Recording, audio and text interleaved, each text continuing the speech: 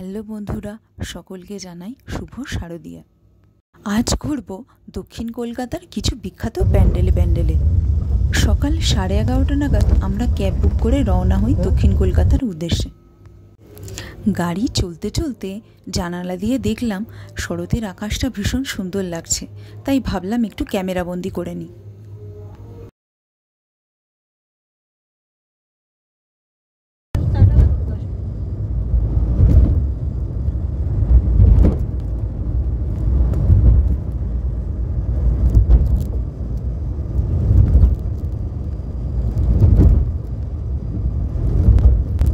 অল্প যানজট পার হয়ে আমাদের গাড়ি এবার সেকেন্ড ব্রিজে উঠে পড়ল। পুজোর দিনগুলো শেষ হয়ে যাবে এটা মনে করেই সেকেন্ড ব্রিজ পার হতে হতে মনটা কেমন উদাস হয়ে আসছিল। আমাদের প্রথম গন্তব্য ছিল বাদামতলা আশার সংঘ, কিন্তু তখনও প্যান্ডেল না খোলায় বাইরে থেকেই যতটুকু প্যান্ডেল দর্শন করতে পেরেছি তাই আপনাদের সামনে তুলে ধরলাম।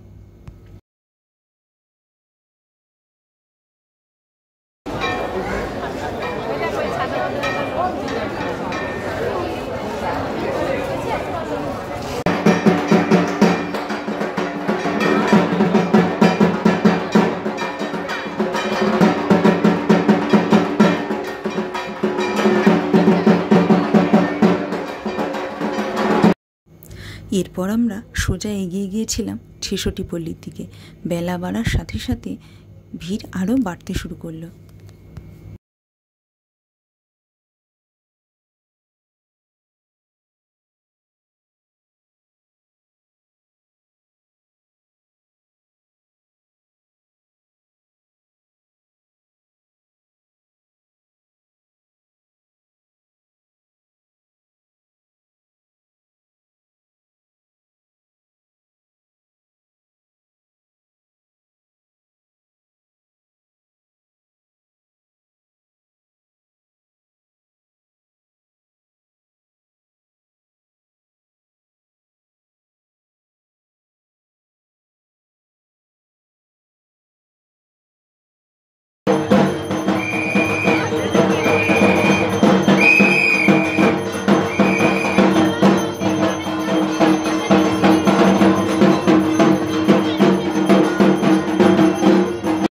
বেশ কিছুটা হেঁটে এরপর আমরা গেলাম চেতনা অগ্রগণী ক্লাবের দিকে, এবং প্যান্ডেলকে কেন্দ্র করে যা প্রচুর ভিড় হয়েছিল তার জন্য আমাদের প্রতিমা দর্শন করতে প্রায় আধ ঘন্টার সময় লেগে গিয়েছিল।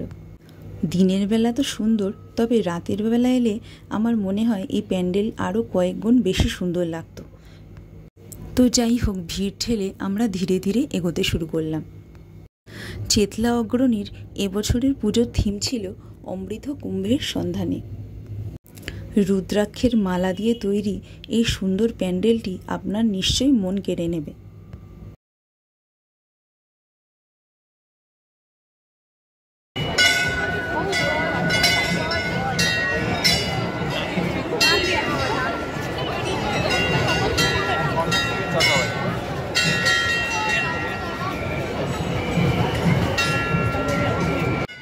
দেখুন তো উৎসাহিত দর্শনার্থীরা কেমন মজা করে ঘন্টা বাজাচ্ছেন।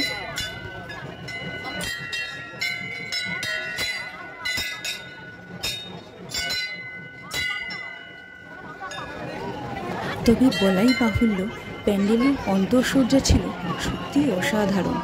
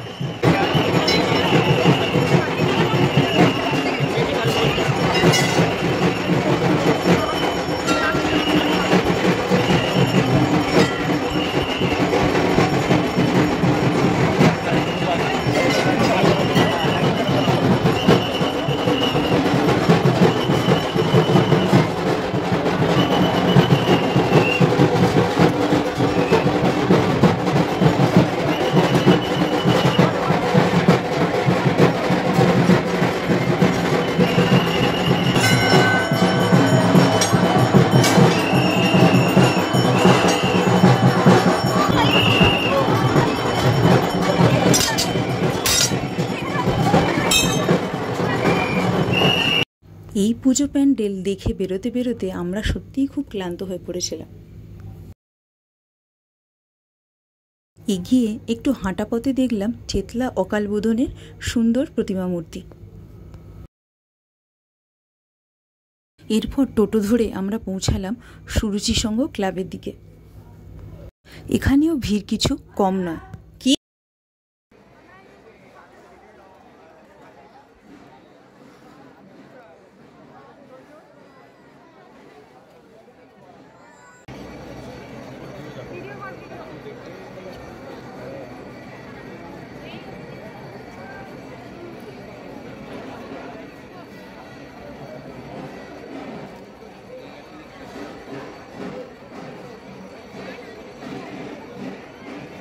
লাইনে দাঁড়িয়ে একবার পিছন ঘুরে দেখলাম দর্শনার্থীদের যেন ঢল নেমেছে।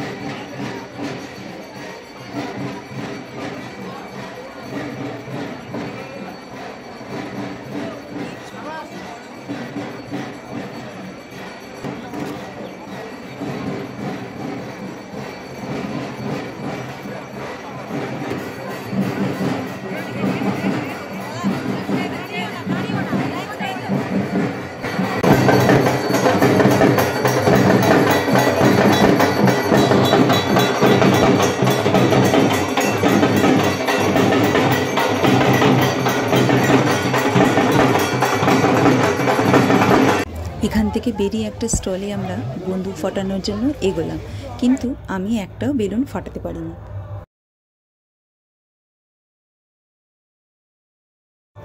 আমাদের পরবর্তী গন্তব্য ছিল দেশপ্রিয় পার্ক, তাই আমরা আস্তে আস্তে দেশপ্রিয় পার্কের দিকে এগোতে থাকলাম।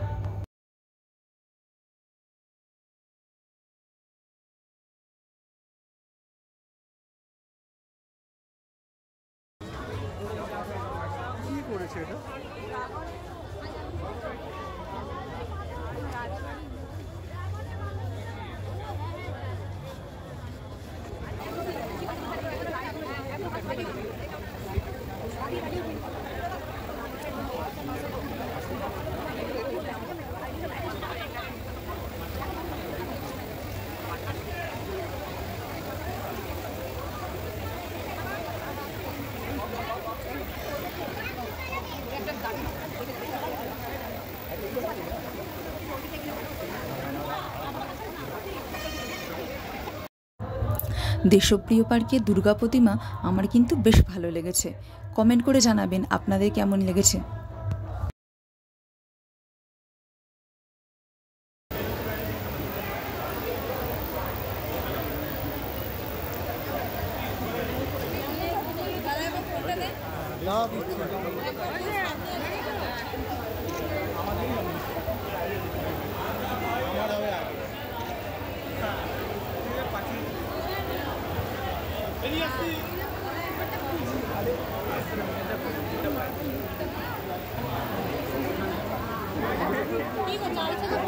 এরপরে আমরা ত্রিধারা সম্মিলনীর দিকে এগিয়ে যাই, কিন্তু দেখুন এখানে প্রায় 45 মিনিট লেগে গেছিল আমাদের দুর্গা প্রতিমা দর্শন করতে। কি প্রচণ্ড ভিড় ছিল এখানে।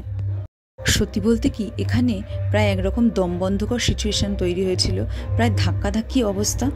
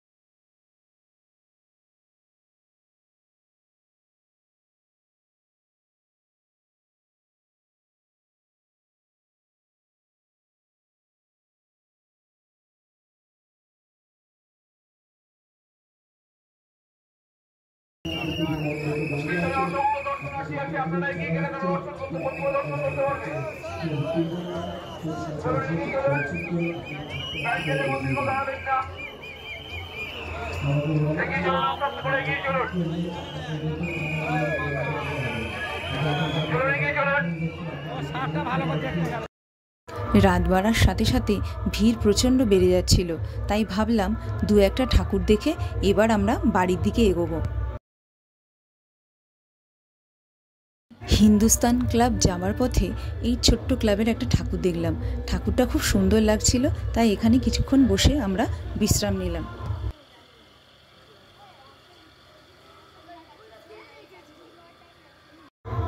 এখানে আমরা হিন্দুস্তান ক্লাবে ঠাকুর দেখে নিলাম।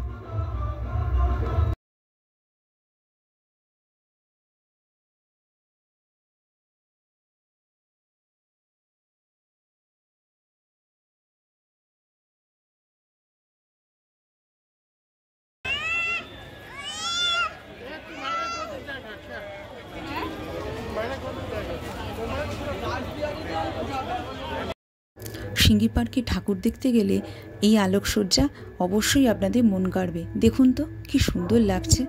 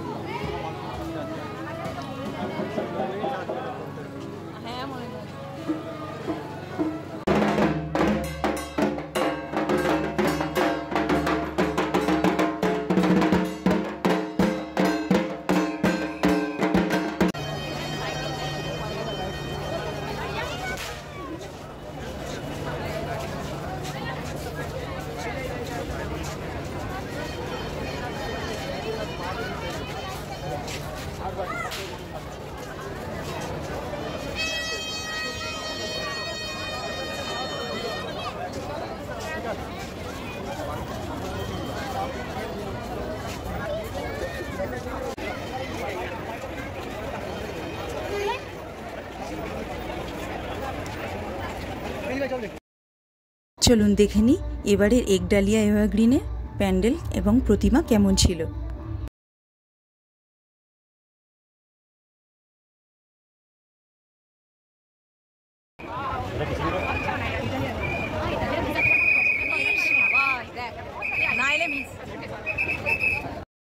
প্যান্ডেলের ভেতরের সজ্জা কিন্তু ভীষণই সুন্দর ছিল এবং সন্ধ্যার পর আলোকসজ্জায় এক অনন্য পরিবেশ সেখানে তৈরি হয়েছিল।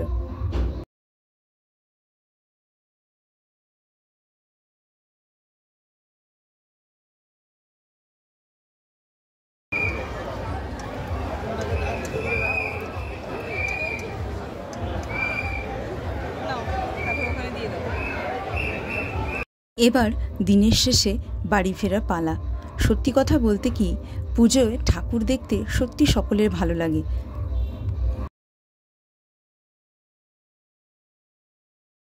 ফিরতে ফিরতে মনে হলো আবার এক বছরের প্রতীক্ষা, আবার মায়ের জন্য এক বছর আমরা অপেক্ষা করে থাকব। বিয়ন্ড ইয়োরসেলফের সমস্ত ভিউয়ার্সকে আমি জানাই শুভ বিজয়া। সকলে ভালো থাকুন এবং সুস্থ থাকুন। আবার দেখা হচ্ছে পরবর্তী ব্লগে। টিল দেন, বাই বাই বন্ধুরা। Please do like, share and subscribe to my channel. Thanks for watching.